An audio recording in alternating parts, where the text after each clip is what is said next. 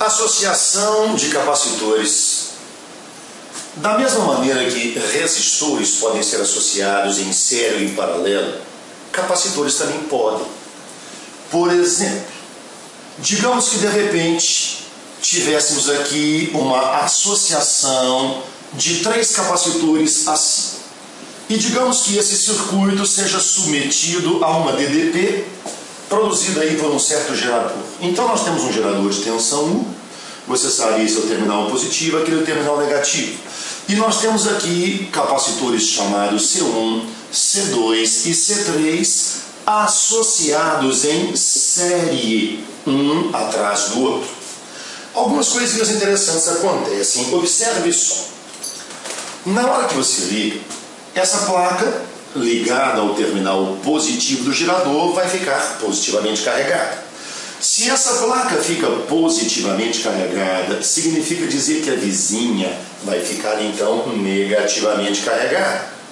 Mas olha só, aqui no meio existe um dielétrico, aqui no meio existe um isolante. Para que essa placa fique negativamente carregada, ela vai ter que ganhar elétrons. E só existe um lugar de onde os elétrons poderiam sair.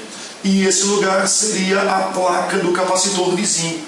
Então observe você que a quantidade de elétrons que essa placa recebe é exatamente igual à quantidade de elétrons que aquela outra placa cede. Isso significa dizer que não interessam os valores das capacitâncias 1 e 2.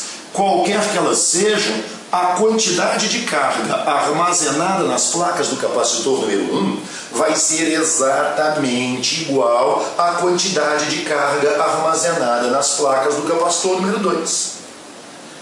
E aí vai acontecer novamente. Se essa placa ficou positiva, essa há de ficar negativa.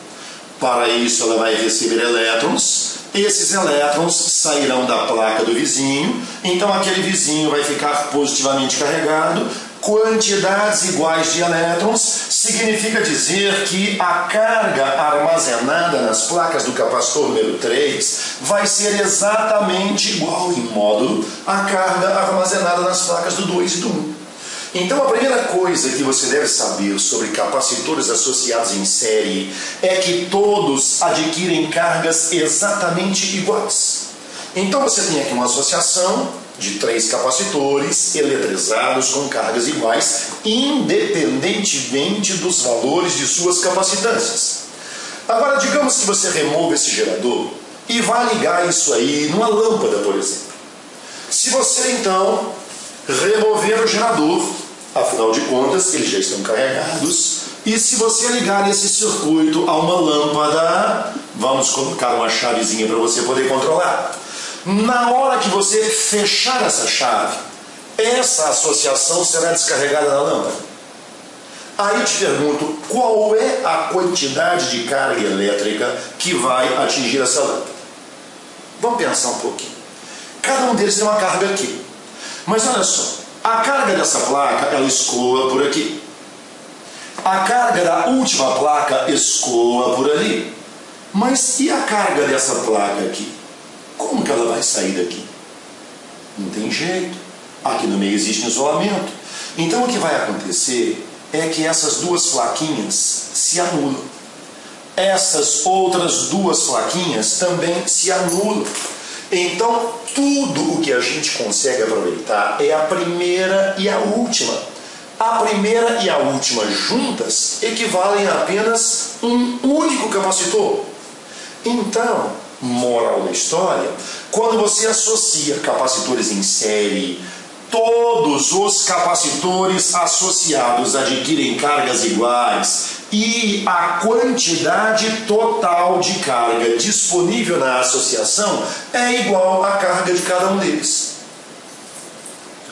Circuitos com capacitores são resolvidos com as mesmas técnicas que nós utilizamos anteriormente para resolver circuitos de resistores.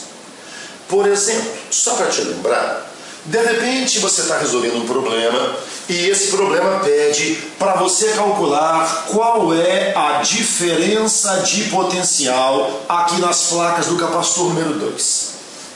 Gente, nós nunca atacamos esse tipo de problema de frente. Esse tipo de problema de circuitos, onde ele pede para você calcular algo a respeito de um único elemento, a gente sempre começa calculando aquilo que todo o circuito ou todo o ramo tem em comum. Por exemplo, se esse capacitor faz parte de um ramo onde existem capacitores associados em série, eu sei que todos têm cargas iguais. Então a minha primeira preocupação seria começar calculando a carga. Por isso, senhores, é muito importante que você saiba isso aqui. Numa associação de capacitores em série, todos têm cargas iguais e a carga total é igual à carga de cada um deles. De resto, para se calcular a capacitância equivalente, nós procedemos, ó moçada, da mesma forma que fazíamos antes nos resistores. Só que haverá uma inversão. Para capacitores em série, nós usamos as equações que usávamos para resistores em paralelo. Por exemplo, para dois elementos, nós dizemos que a capacitância é o produto dividido pela soma. Se você prefere, nós podemos dizer que o inverso da capacitância equivalente é dada pela soma dos inversos das capacitâncias.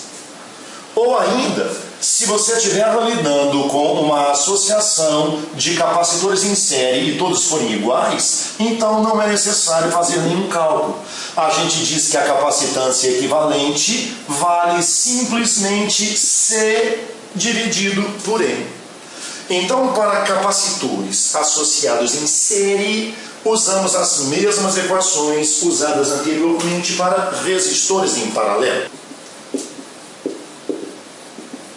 Digamos que tivéssemos agora uma associação em paralelo de diversos capacitores. Por exemplo, teríamos os capacitores ligados assim.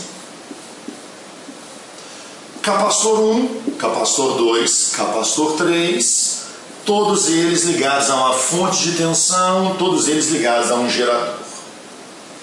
Você sabe muito bem que o terminal grande é o positivo, o terminal pequeno é o negativo.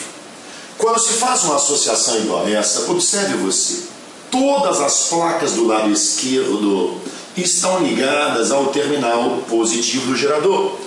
Todas as placas do lado esquerdo, aliás, direito, desculpe, estão ligadas ao terminal negativo do gerador. Então, os capacitores se utilizarão da maneira pela qual você está vendo. Gente, olha só a diferença. Agora mesmo nós vimos os capacitores associados em série. Quando se associam capacitores em série, a placa positiva de um fica ligada à placa negativa do outro. Então você tem uma perda de cargas. Mas nesse caso não. Nesse caso, as placas positivas estão todas do mesmo lado, as placas negativas estão todas do mesmo lado. Então, numa associação em paralelo, a quantidade total de cargas é igual à soma das cargas. Então, quando se pretende utilizar-se de um capacitor para acumular cargas, se você pretende fazer um acumulador de cargas, você deve associar os capacitores disponíveis, todos eles em paralelo.